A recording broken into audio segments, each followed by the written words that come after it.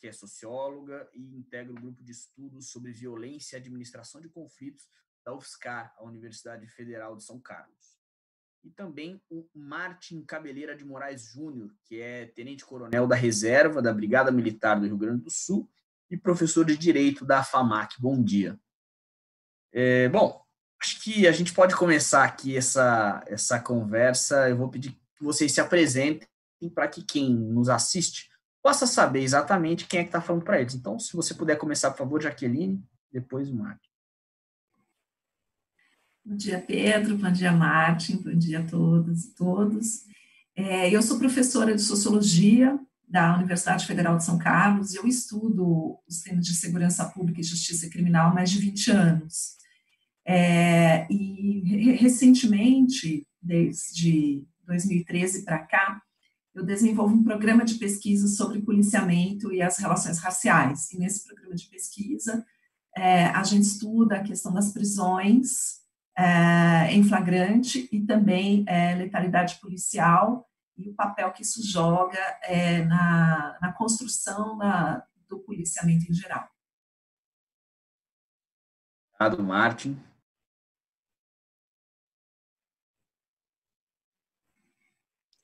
Bom dia, então. Meu nome é Martin, eu sou professor atualmente de Direito Penal, e às vezes Sociologia. Quero deixar claro que eu, apesar de ser policial aposentado, eu não estou representando a polícia aqui do Rio Grande do Sul, onde eu trabalhei por 30 anos. Minha formação na área também da Sociologia, da violência, na área da filosofia, e minhas pesquisas também, onde eu participei como pesquisador, ou eu mesmo conduzi alguma pesquisa, ajudei, na área de violência contra policiais, violência policial, dados sobre criminalidade e segurança pública, e mais recentemente comecei a estudar as questões raciais que envolvem também essas questões de violência.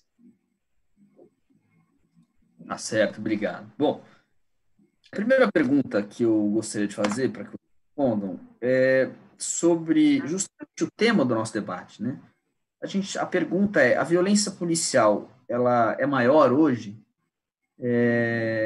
Como é que isso é medido? Porque a gente, claro, né, vive uma escalada da discussão sobre se a polícia deve agir com mais contundência ou não, isso também é muito motivado por esses programas policialescos que estão aí o dia inteiro na televisão brasileira, mas, de qualquer forma, existe esse anseio na sociedade brasileira e a gente vê, nos últimos tempos, muitas críticas e muitas denúncias feitas através de vídeos gravados por celular que são publicados nas redes sociais.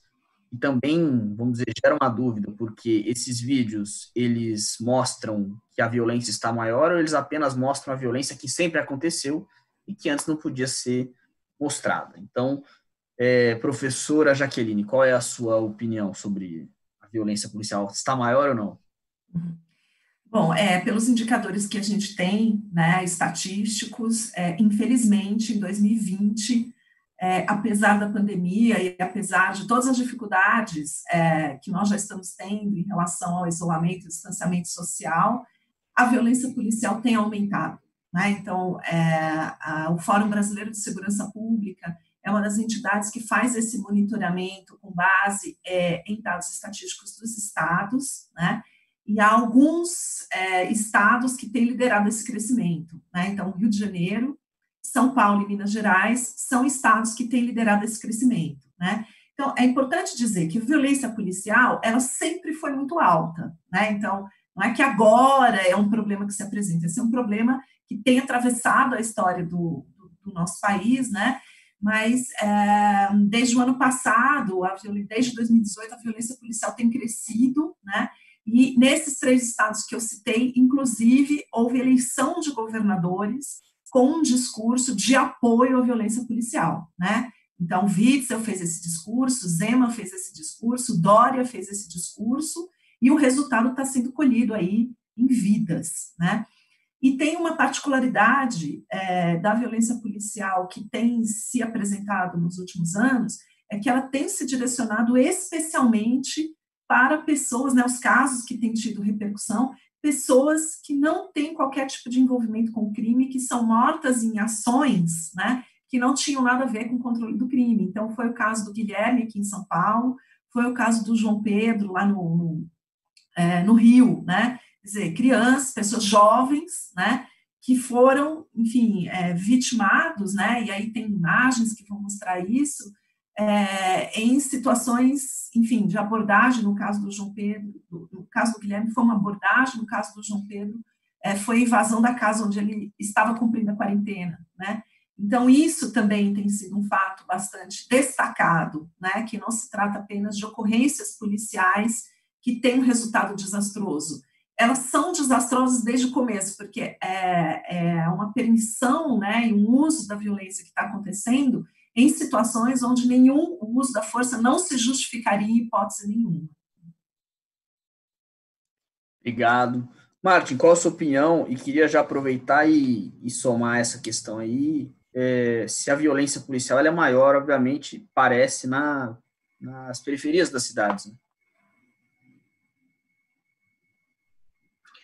Sim, concordo com a posição da professora Jaqueline.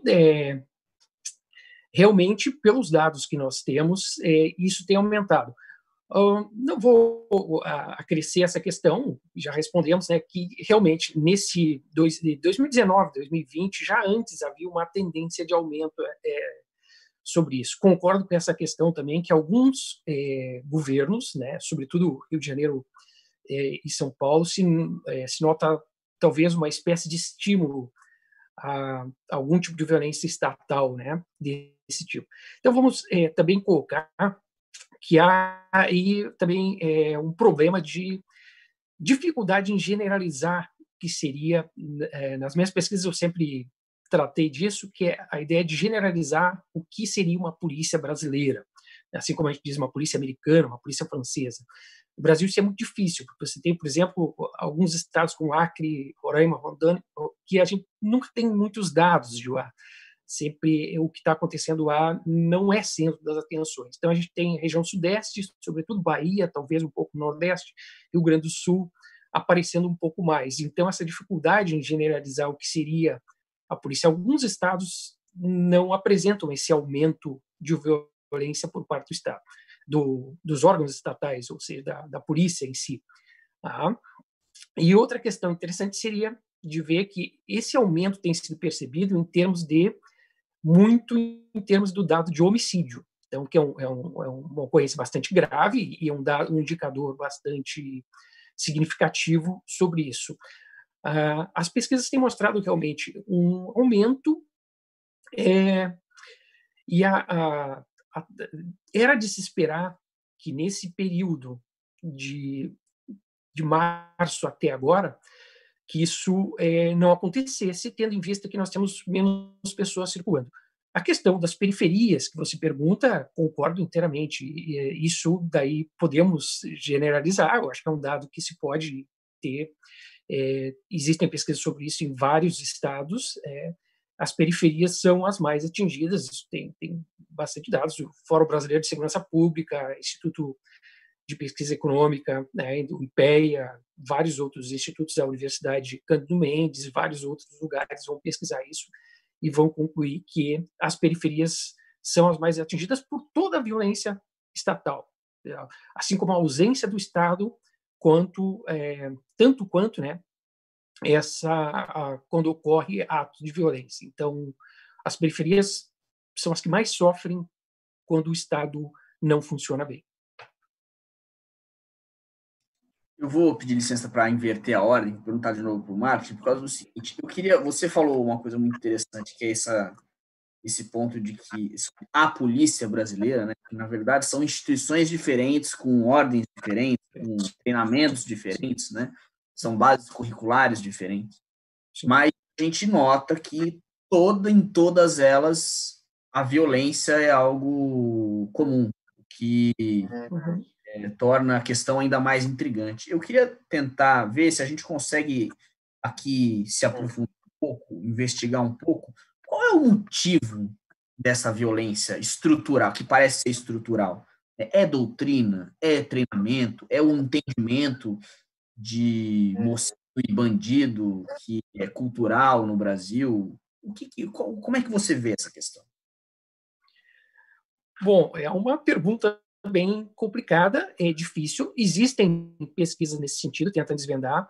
Minha dissertação de mestrado em sociologia pela URGS, feita lá entre 2002 e 2005, eu tentei trabalhar com essa ideia, mas os resultados que eu obtive foram resultados mais de levantamento de hipóteses sobre isso do que de consolidação de algo mais conclusivo, mais definitivo assim. O que se poderia tentar levantar hipóteses? Existem estudos mais avançados, Daniel Cerqueira, Jaqueline Muniz, Jaqueline Senhoreto, Rodrigo Azevedo aqui no Rio Grande do Sul, José Vicente Tavares, tal, que trabalham com essa questão, José Luiz Raton, lá no Pernambuco, então, que tentam entender essa questão dessas características, como você falou, que são pontos que são em comum entre as polícias brasileiras. Então, uma hipótese que se levanta é a questão, Luiz Eduardo Soares fala muito nisso, né? É a questão de militarização, talvez. Mas aí podemos ir na direção dessa hipótese e teríamos a ideia também de que as polícias não militarizadas também têm traços de militarização e traços de violência por vezes. Então, essa hipótese tem um tanto de comprovação, mas também pode ser não totalmente confirmada por esses traços. Às vezes você encontra polícia no mundo que não tem características militares e que são também expressam violência de uma maneira às vezes bem acentuada. Treinamento também é uma hipótese que se levanta, tá? Embora é uma hipótese considerável que se pode tentar, mas eu apostaria, e poderia se levantar outras hipóteses que eu não vou me alongar tanto, mas poderiam, a questão histórica, a questão socioeconômica, mas eu vou usar a ideia de que o Estado brasileiro, em geral, e aí tem autores que vão falar desse autoritarismo, a Wright, alguns outros que vão trazer essa ideia de que o Estado brasileiro é um Estado extremamente autoritário, numa onda mundial dos anos 90 do século passado em diante, no caminho de uma consolidação de democracias, o Estado brasileiro permanece autoritário, extremamente autoritário.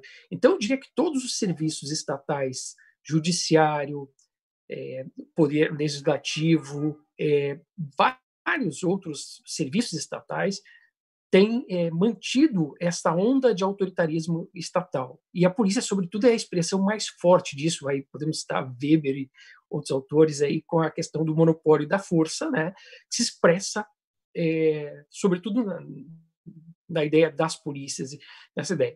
Então, eu iria por essa hipótese de um Estado autoritário, estímulos de vários governantes a essa ideia e uma exploração muito grande do medo da população. Então, essa onda de talvez um conjunto de coisas desse tipo. Você acentua, você evidencia o medo, desculpe, não acentua, mas evidencia o medo através do, bom, está acontecendo violência, ou vejam a violência aqui, vejam a violência ali. As pessoas tomadas da percepção desse medo clamam por alguma solução e o Estado se coloca não como um mediador, né, e toda a estrutura estatal aqui, mas como alguém que dá uma resposta autoritária. E nessa resposta autoritária, eu entendo que aí entra a polícia como uma expressão majoritária, uma expressão mais clara, mais visível. Mas eu diria que, inclusive, eu diria que até na questão da imprensa, no meio acadêmico, seguem essa onda autoritária, mas a expressão maior se dá na violência. E isso atinge mais os grupos vulneráveis. Obrigado, Martin. Professora Jaqueline, qual é a sua opinião sobre o tema? seu microfone está fechado. Agora sim. Acho que nós temos visões bastante parecidas, né? Uma questão que o Martin destacou é que a democracia no Brasil, né, a nova república, um regime que começa em 95 e termina em 2016, né, esse quadro da nova república, não encarou o problema da violência institucional, né? Então essa, vamos dizer assim, é uma dívida da transição democrática, né, da forma como a transição aconteceu, né, e que foi um tema que os governos democráticos não conseguiram tocar, né? Então, os governos estaduais que tentaram fazer isso no começo dos anos 80, né, eles se deram muito mal, eles tiveram muita resistência, né, inclusive com o papel da mídia muito importante. Hoje se fala do papel da mídia, mas a gente tem que lembrar que os radialistas nos anos 80, né, faziam um papel, assim, muito forte de oposição aos governos democráticos, né? Então, figuras como Montoro, como Brizola, eles sofreram uma verdadeira avalanche, né, dessas mídias. Na época não tinha internet, não tinha WhatsApp, não tinha Facebook, nem Twitter, e o lugar onde essa coisa acontecia era o rádio, né? Então, você tinha radialistas, depois alguns até se elegeram deputados, como foi o caso do Afanásio de Azad. Então, ali a gente vê que a questão da violência institucional foi um tópico, né, que o processo de democratização ele teve ali um obstáculo muito forte, né? Então, os apoiadores do regime militar, eles foram para a mídia, né, se organizar em torno desse tema e se falava que os governadores não sabiam lidar com o problema do crime, que os governadores eram fracos, que eles passavam a mão na cabeça do bandido, coisas desse tipo, né? E ali já nasce a ideia de que bandido bom é bandido morto, né? Então, há deputados que se elegem com essa ideia, há governadores que se elegem com essa ideia. Então, esse quadro não é nada novo, ele só ganha novas tintas, né? Em novos ambientes onde isso vai acontecer. Mas esse foi um problema. Quer dizer, o processo democrático no Brasil não enfrentou o problema da violência institucional, né? Não criou mecanismos, não conseguiu criar mecanismos de reforma da segurança pública, né? Das polícias, quer dizer, entrou lá na Constituição, o artigo 44, dizendo que todo o Estado tem que ter duas polícias, uma civil e outra militar. E isso engessou, né, de uma maneira muito importante, fazer a reforma das polícias, né? Mas nós não vamos falar só que é um passivo histórico. Sim, esse passivo histórico existe, ele produz, né, coisas que são muito importantes, mas a gente tem que dizer também que durante a democracia o papel das polícias cresceu muito, né? E em especial o papel das polícias militares em relação às outras formas de policiamento, né? Então o modelo do policiamento ostensivo ele foi predominante, né? E durante todos esses últimos 30 anos, tudo que se fez foi equipar a polícia para desenvolver um modelo do policiamento ostensivo. Algumas polícias até tentaram em algum momento, São Paulo, por exemplo, em 97, teve uma crise muito grande, né, por conta de também denúncias de violência policial e tudo. Então, o governador na época era o Mário Covas, e ele mencionou a reforma das polícias e aquilo produziu uma reação interna, e aí foi adotado o modelo do policiamento comunitário. Mas, na verdade, ele foi mais uma bandeira, mais uma propaganda, mais uma forma da polícia ganhar um tempo, certo? Para se reorganizar, mas, na verdade, o modelo do policiamento comunitário, ele ficou muito restrito dentro da polícia, e ele não reformou, de fato, as bases do policiamento, né? Inclusive, os policiais que estudaram esse modelo e que começaram a implementar isso, foram pouco a pouco, né, sendo afastados do debate, enfim.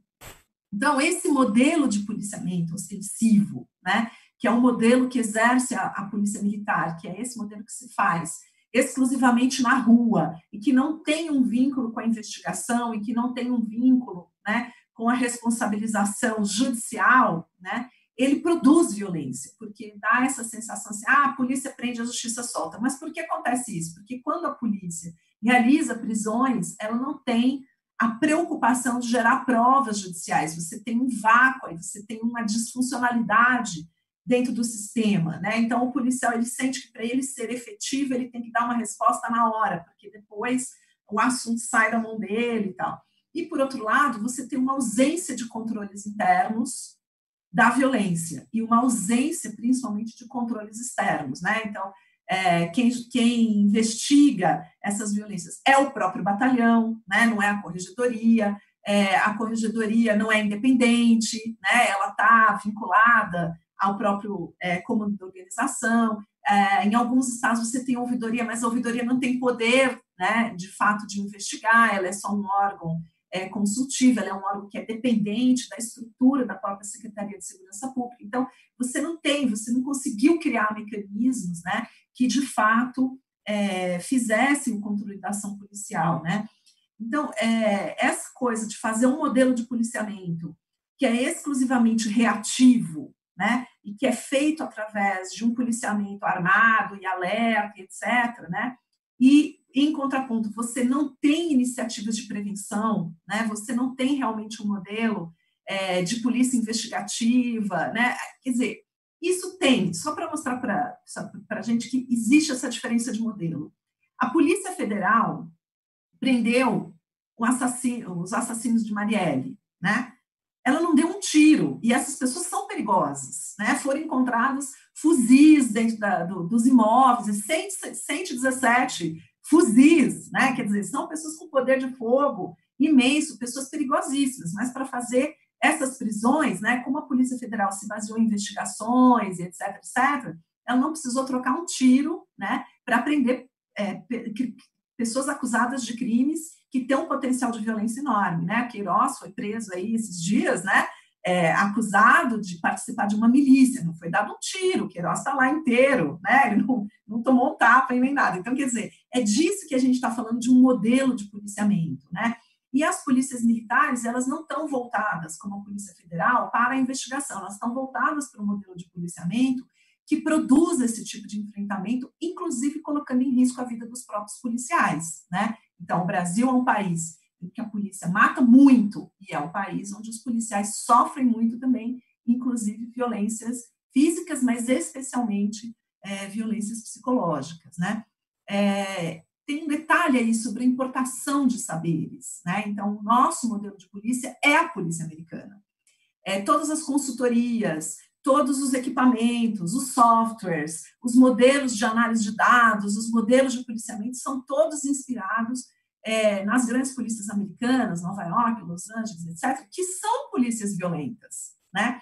Então, mesmo quando a gente vai inovar, certo? Mesmo quando a polícia brasileira vai na direção de inovar, ela inova importando um modelo de policiamento que tenha violência no seu centro, né? Então, agora está vindo uma crítica disso nos Estados Unidos muito forte, né? Mais de 1.000 cidades tiveram protestos, etc., etc., mas aqui no Brasil a gente tem dificuldade ainda de fazer esse debate. Obrigado, professora. Martin, a professora Jaqueline colocou aqui um ponto muito importante, que é essa questão de que a polícia brasileira, né, as polícias no geral, são treinadas para o policiamento ostensivo, e o quanto o policial fica vulnerável, e aí eu vou somar aqui algumas informações que são importantes, o público nem sempre tem conhecimento, mas, por exemplo, a carga de trabalho do policial militar, ela é absurda, né? São, sei lá, acho que são 12 horas por 48 horas de folga, mas se estoura o horário, não compensa na folga, né? Você fica com menos folga. Então, e você vive sob uma pressão enorme. Então, eu queria perguntar para você um pouco, queria que você comentasse um pouco, para além dessa questão do modelo especificamente, mas este modelo, essa forma de colocar o policial na rua, tem gerado policiais doentes, né? Doentes que eu digo com problemas de distúrbios mentais, de depressão, de tentativas de suicídio. Eu acho que é importante a gente colocar isso, não para tentar criar uma empatia para com os policiais, mas para que se entenda que a coisa vira uma bola de neve e que realmente o sistema sai do controle, né? É um assunto bem importante, esse da questão. E vejam, é uma questão interessante. Realmente, o sofrimento dos policiais, e aí podemos pegar, sobretudo, essa questão que nós estamos falando de questões raciais, os policiais negros acabam sofrendo um pouco mais com isso, Isso existem já pesquisas em andamento aqui no Rio Grande do Sul, existem pesquisas já apresentadas em outros lugares. Realmente é uma carga brutal de problemas que vem se agravando. A professora Deise Miranda estuda isso no Rio de Janeiro. A professora Jaqueline Muniz tem uma pesquisa de vitimização com a sua equipe lá, se não me engano, do ICER, e isso em 99 feita, sobre vitimização mais do ponto de vista físico, mas do ponto de vista de suicídio, isso vem sendo estudado muito mais recentemente. A carga de adoecimento com problemas cardíacos, que provavelmente sejam decorrentes disso, é realmente assustadora. É uma questão onde os policiais acabam envolvidos nessa onda de produção, de um estímulo a produzir.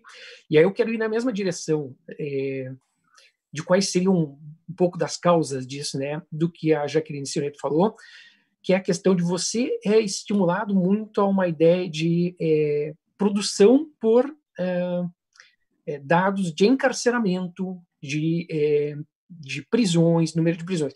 Os indicadores, apesar de já haver estudos sobre isso, o professor Inácio Cano, outros professores da área, Glaucio de Soares, de estudos quantitativos, com essa ideia de indicadores, né, de como se mediria essa produção. A professora Jaqueline Muniz, eu acho que também está trabalhando com isso hoje, o professor falecido Domício Proença trabalhava com essa ideia. Como se mede a produção da polícia? E esses indicadores têm sido melhorados, mas ainda assim, muito a população, a imprensa colabora muito para isso, a ideia de que resolver as questões criminais, resolver a questão da violência é uma questão de encarceramento, ou seja, então, essa ideia de que, bom, aconteceu algo, alguém tem que estar preso, alguém tem, bom, nós estamos festejando cada vez mais tal, a ideia de, então temos mais gente presa. E nós sabemos o estado nas prisões, os juízes também passam por um problema com isso, mas vamos voltar para a pergunta. Isso atinge em cheio os policiais, que diante desse sistema se sentem, nós nos sentimos muito impotentes. Nós estamos aqui trabalhando com pouca folga, com muita intensidade. A legislação sobre isso avançou também no Brasil. Se não me engano, em 2010 saiu uma portaria de proteção de direitos humanos de agentes de segurança pública. A legislação nacional e internacional que determina folgas, tratamento psicológico para quem tem estresse pós-traumático, isso de fato não ocorre. Você passa por uma situação de violência na rua como policial e no outro dia está trabalhando de novo com toda aquela carga de estresse pós-traumático que não passou, não foi resolvida. Você vai carregando aquilo até que aquilo explode de alguma maneira. Há aí problemas de violência doméstica no meio policial que podem ser um pouco impulsionadas por isso, e há problemas também de suicídio, de depressão, de aumento de uso de drogas, né, desde o álcool até outros tipos de drogas. Então, esse é um ponto muito importante nesse panorama todo. Em contrapartida, todos os governos e todas as campanhas, matizes aí políticas que se possa entender como de esquerda, de direita, embora isso hoje seja muito complicado, têm dito nas suas campanhas que vão praticar, que vão ter ações políticas de valorização da polícia, mas isso tem acontecido de maneira muito, muito incipiente, de uma maneira que não tem surtido efeitos mais profundos, talvez, que eu conheço uma experiência mais aqui, que ocorreu em 2001, uma tentativa de se fazer isso, mas ainda com pouco recurso, não com toda a força que isso podia acontecer. Realmente, o policial nesse caldo aí, nessa construção estrutural toda, sofre bastante a contrapartida dessa violência toda na estrutura de Estado. Obrigado. Então a gente tem um policial, quer dizer, sem estrutura psíquica, com uma arma na mão para combater o crime e sendo obrigado a encerrar a violência, né, através de prender ou acabar com o bandido, sendo que o bandido, que às vezes ele prende 3, 4, 5 vezes, porque, vamos dizer, a questão da violência não se encerra com uma prisão, né? Tem muito mais que deveria ser feito. E aí eu vou perguntar para a professora Jaqueline, porque eu sei que a senhora tem uma pesquisa relacionada à violência policial e periferias, e eu queria que a senhora, então, vamos dizer, pudesse apresentar para a gente um pouco do que a senhora viu até agora, linkado com essa, vamos dizer, sobrecarga sobre os policiais, né, que, na verdade, enfim, na minha visão, humilde visão, torna o trabalho, enfim, não capacitado, né? Você fica com uma coisa que não tem nexo, tá ruim.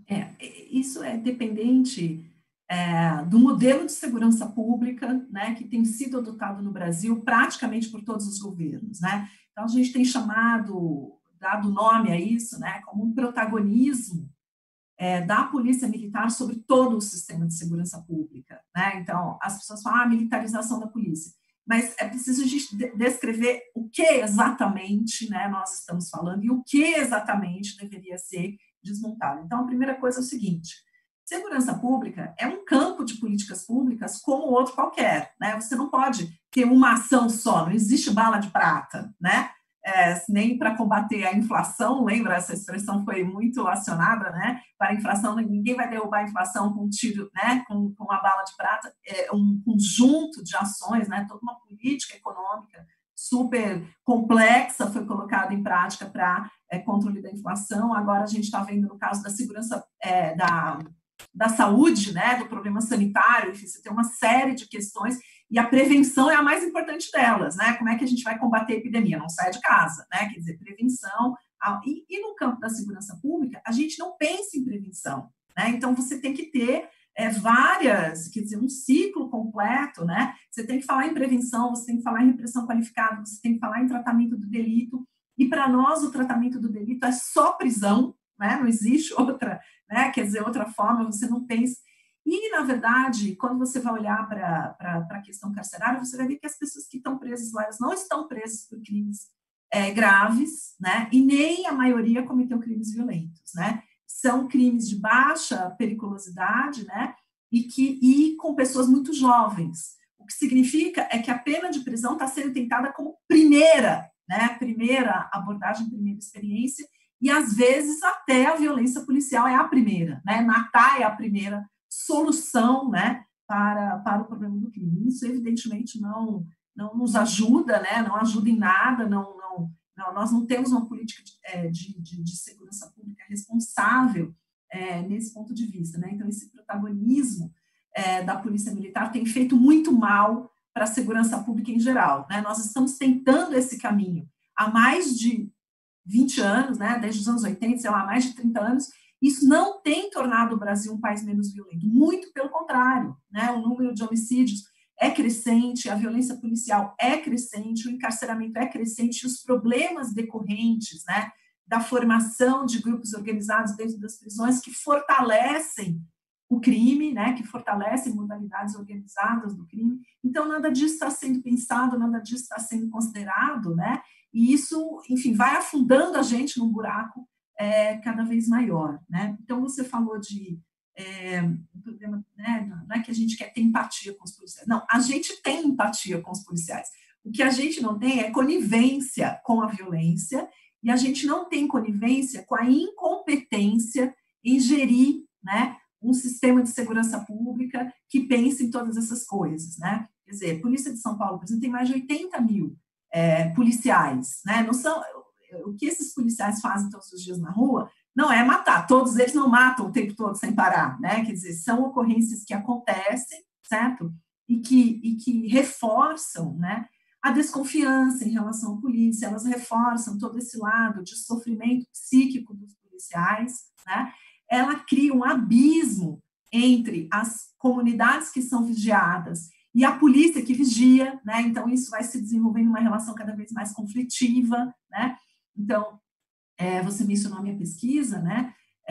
A gente fez esse levantamento em 2013 e repetimos agora, né? O relatório está para sair esse mês, fica pronto, e a gente deve divulgar novos dados, vai sair um livro sobre isso, né, em que a gente observa, né, que, na verdade, durante todo esse período, a polícia mata muito mais pessoas negras do que pessoas brancas, né, chega em alguns estados a ser 3 vezes, em alguns momentos chega a ser 5 vezes mais, né, então o que a gente vê, né, é que essa violência policial, ela não está direcionada a reduzir o crime, mas ela está direcionada a fazer o controle de uma população específica, né, que é uma população jovem, negra, que é, sim, dos bairros de periferia, mas nos bairros de periferia são os negros, né, as maiores vítimas. Então, a pobreza sozinha não explica, o fato de ser periferia sozinho não explica, né, existe uma questão racial. Atirar numa pessoa negra, né, é muito mais frequente do que atirar numa pessoa branca.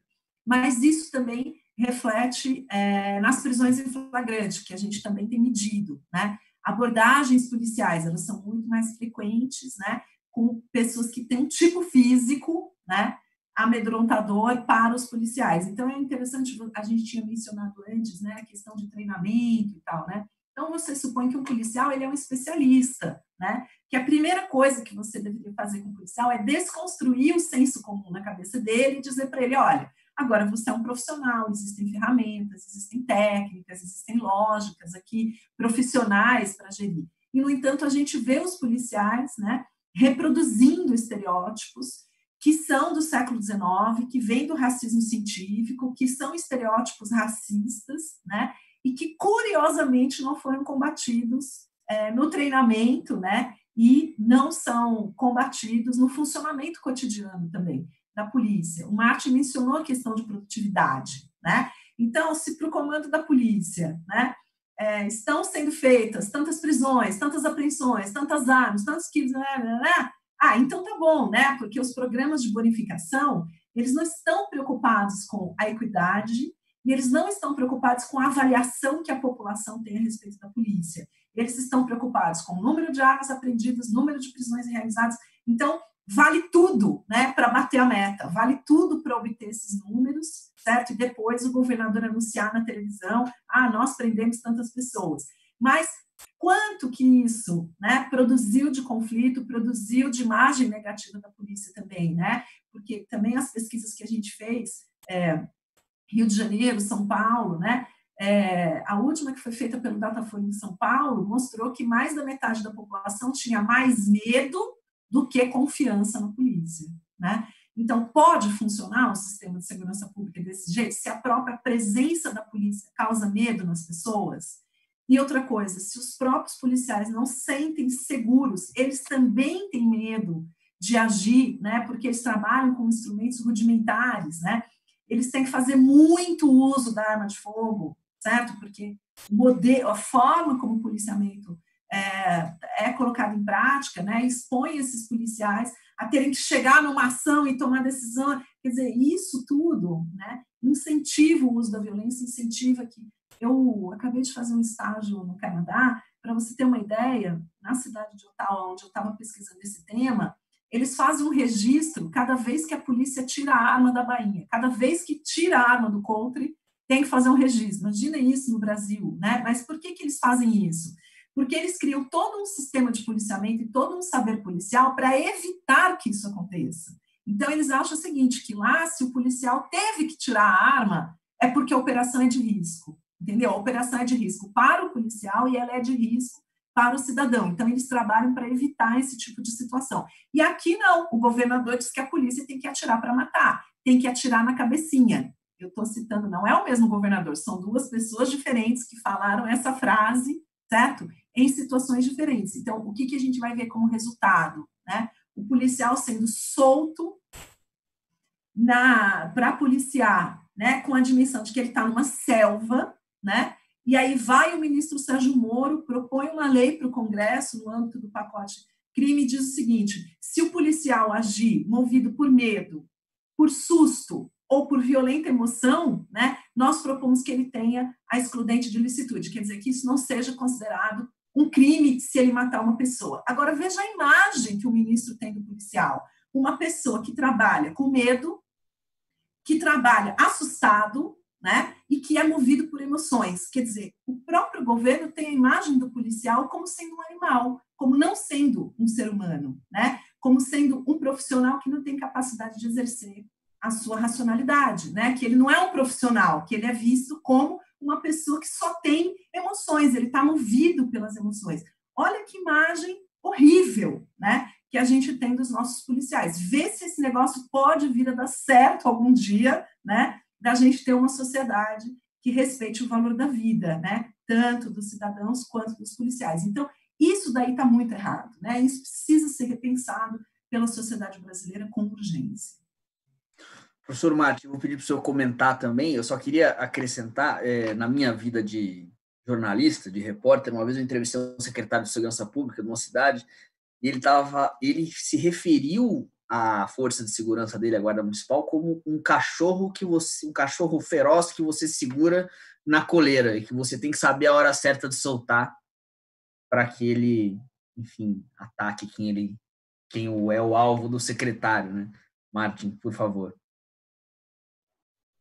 Tem muitas coisas que se pode dizer sobre isso, mas vamos começar exatamente por essa ideia. Acho que ontem eu estava assistindo ontem estava assistindo uma live dos policiais antifascismo, se não me engano, da Bahia, e um deles comentava exatamente isso que você disse, essa ideia, quer dizer, palavras dele traduzidas na minha interpretação, não vou saber repetir literalmente, mas não quero aqui também fazer uma transposição de discurso sem mediação, né?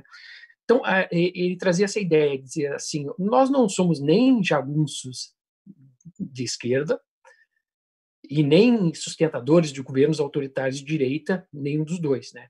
Então, essa ideia. Para ir nessa direção e complementar aquilo que a Jaqueline disse, um professor aqui do Rio Grande do Sul, José Vicente Tavares, falava essa ideia de construção de uma noção muito forte que poderia ser feita de que o policial é um servidor público, está a serviço do público. Isso ainda é pouco explorado nos cursos policiais que você mencionou antes, a questão do treinamento, essa ideia de, então, por exemplo, eu treino defesa pessoal, uso da arma, algumas noções de direito, isso basta, mas não tenho... Isso falta no judiciário também.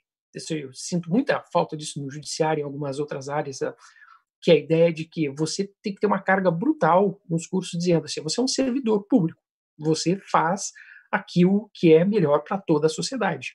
Essa é a ideia. Isso está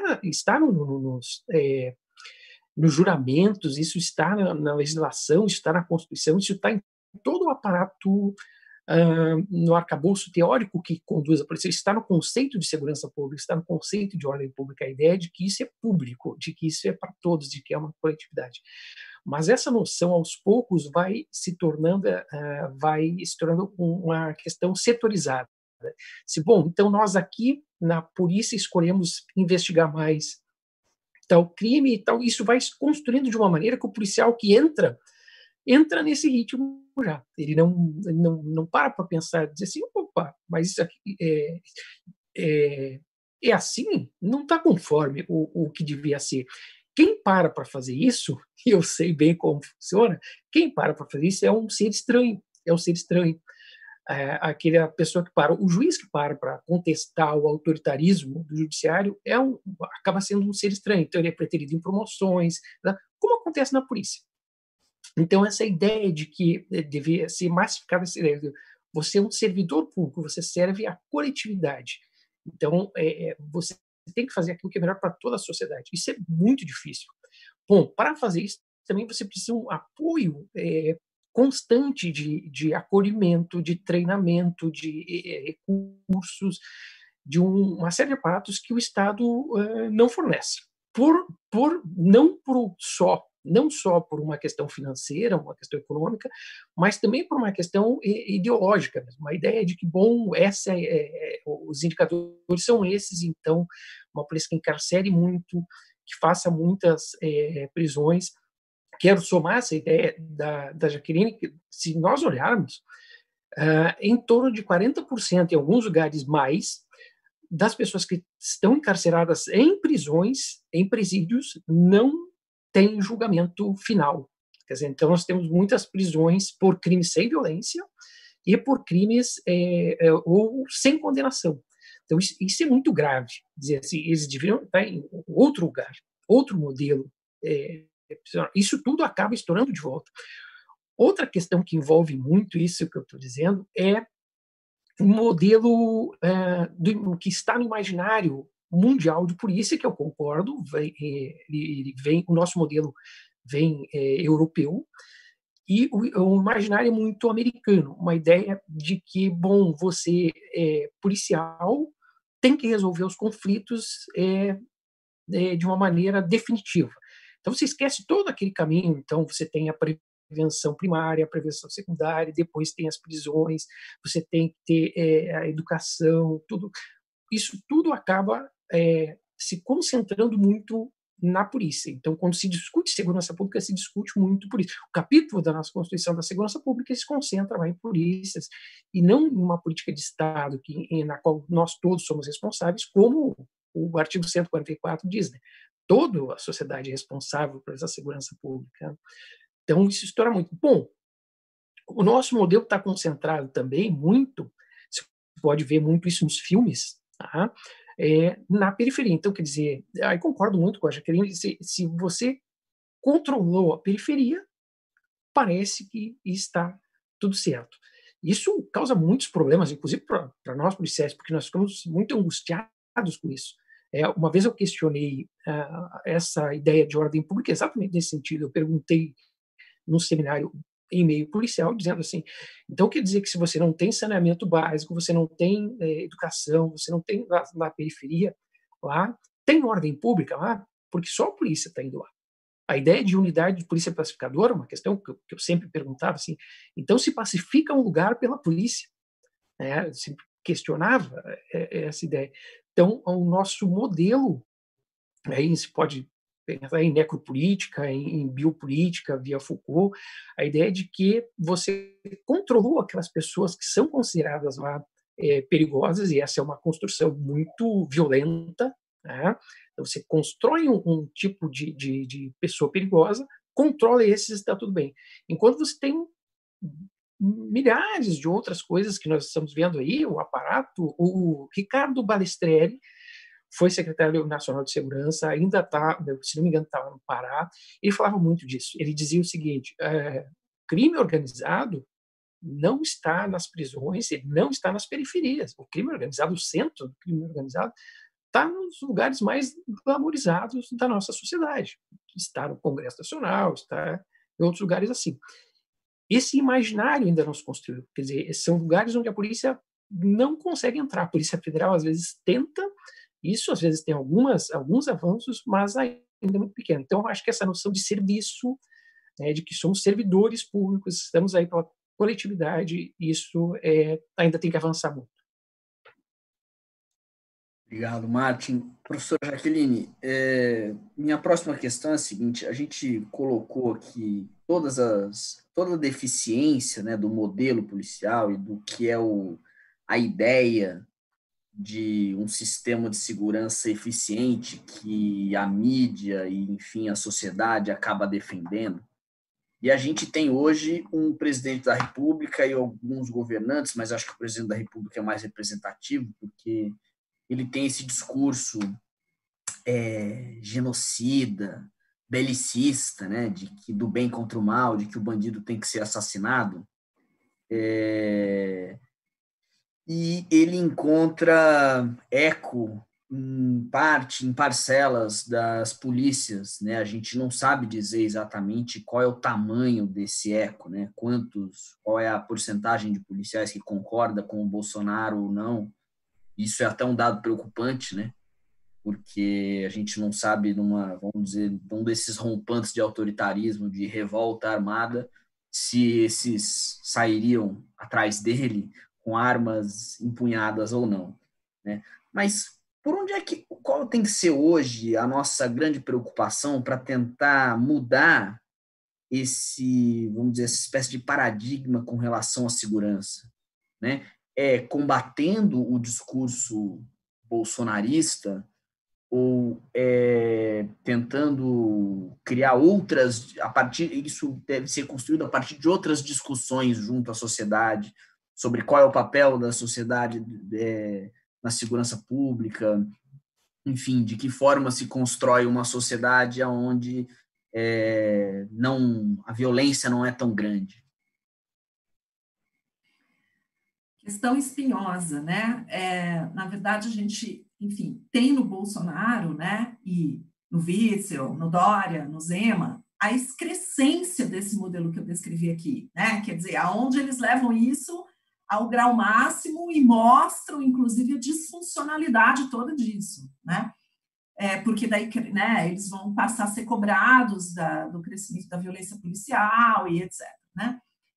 Os policiais acreditam que estão sendo defendidos, ou uma parte dos policiais, né? Uma parte acredita que está sendo defendido por esse modelo, mas veja a falácia do modelo e veja o perigo que ele traz, né? Porque significa expor os policiais a um grau de violência ainda maior, né? E tratá-los nessa chave aí do cão de guarda. Agora, justiça seja feita.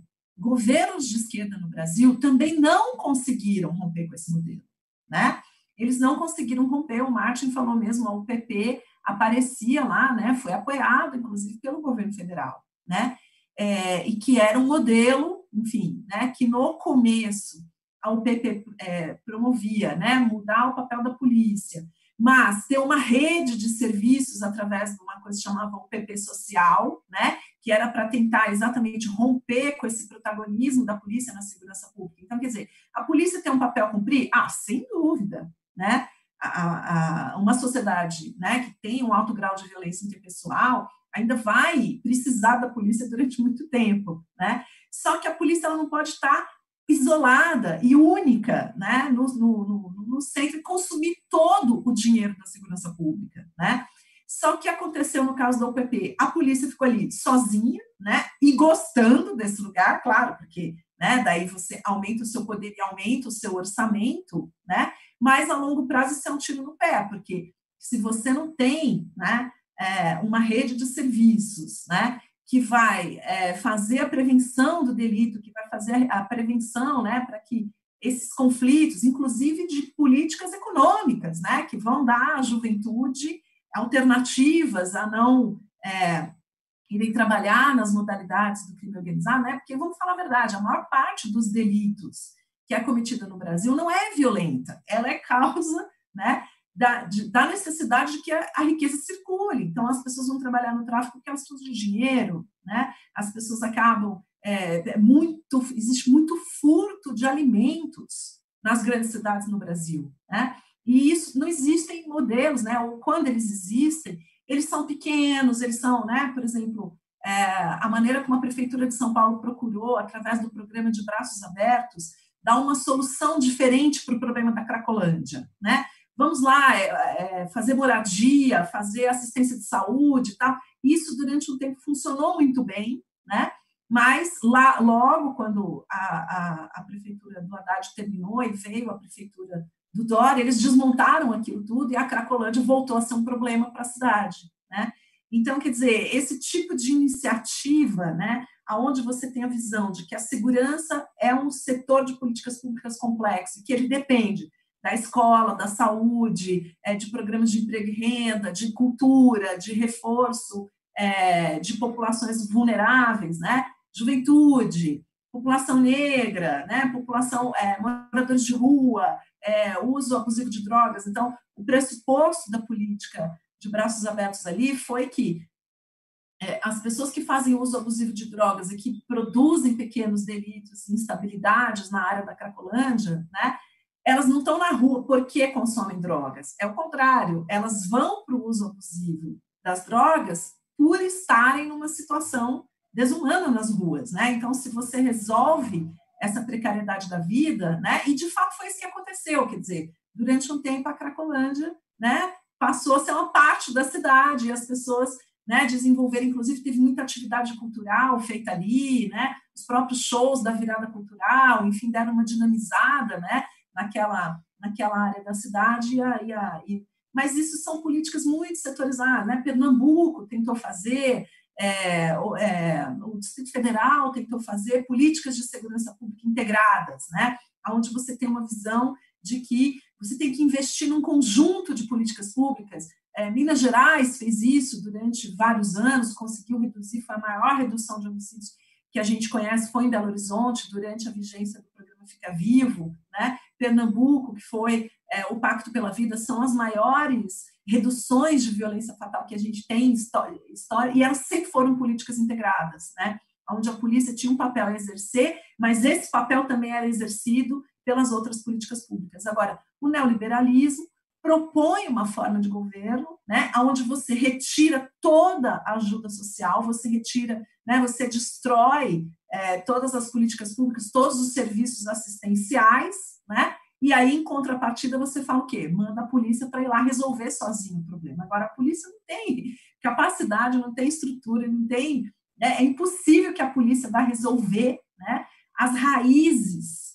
certo, da violência e do crime, né? Se a gente estiver pensando em violência doméstica, se a gente estiver pensando em violência racial, realmente não é a polícia, né? A polícia tem um papel muito singelo para cumprir, que é fazer, né, aquele apoio emergencial, certo? Para garantir a vida ali e a integridade física, mas quem vai dar uma solução para o problema são as políticas assistenciais, né? São as políticas de fortalecimento das mulheres, direitos da infância, etc., uma série de coisas, né, que vão produzir, certo, uma forma de convivência, né, e um modelo, enfim, de proteção social muito mais robusto, né? Então, isso é o que está sendo pedido agora pelos movimentos antirracistas lá nos Estados Unidos. Eles estão dizendo, olha, a polícia está consumindo muito dinheiro, né?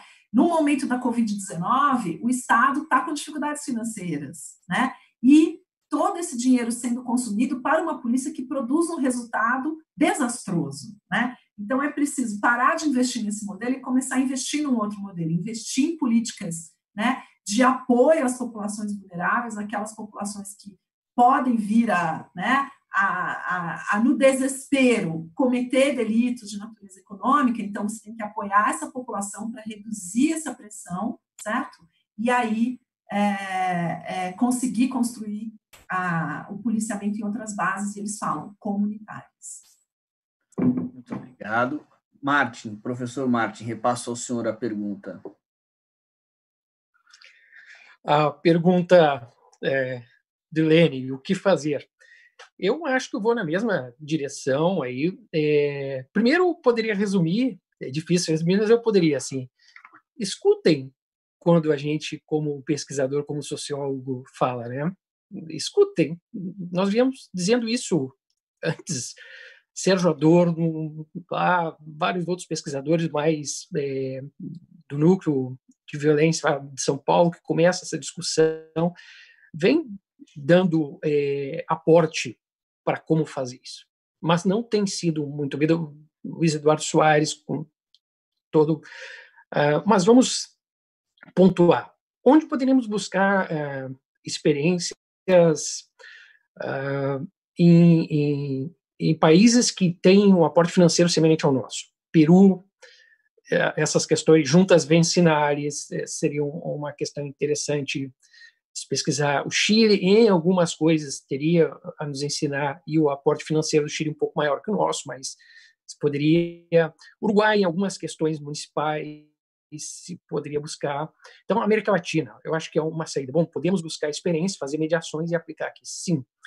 Questões de avanço da discussão sobre os municípios. A nossa Constituição toda apontava para uma ideia de municipalização de serviços. Isso avançou no SUS, na saúde, mas avançou muito pouco na segurança pública por uma resistência das polícias, inclusive. Pontuar, para eu não ter a minha tendência a expandir, vou pontuar aqui. Controle interno e externo, ouvidorias, participação popular, e aí volto com o Peru, as juntas vecinais é um exemplo disso, né? A população tem que poder participar disso efetivamente. As comunidades negras, as comunidades de periferias têm que ser ouvidas.